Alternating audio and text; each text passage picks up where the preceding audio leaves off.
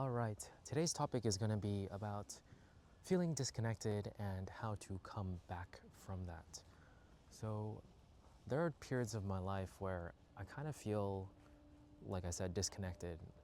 And what I mean by that is just like it's how sometimes I just don't feel much or feel like motivated or I just feel empty. I feel like I am a shell of who I usually am.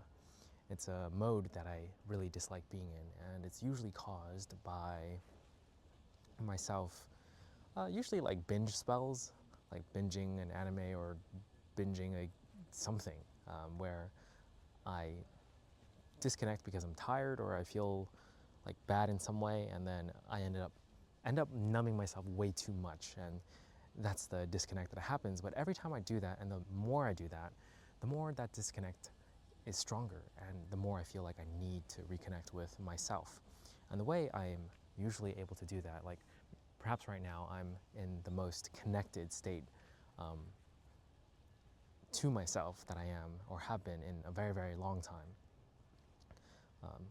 The way I usually get back into this state is by reviewing my past. I've journaled for a very long time.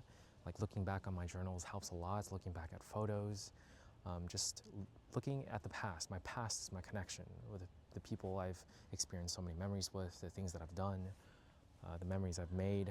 Like all of it connects me to who I am. And I feel like that is the key to reconnecting and feeling right again in so many ways. And I just wanted to mention that, like how if you're feeling that disconnect, if you're feeling like you're not your usual self, or like there's something wrong or something that you're missing about yourself, like you don't feel like that joy or happiness or some sort of thing that made you like motivated back then, like consider just reading notes from the past, reading journals, reading whatever, like looking at photos, just anything from your past that you can bring up as memories. That is my tip for today.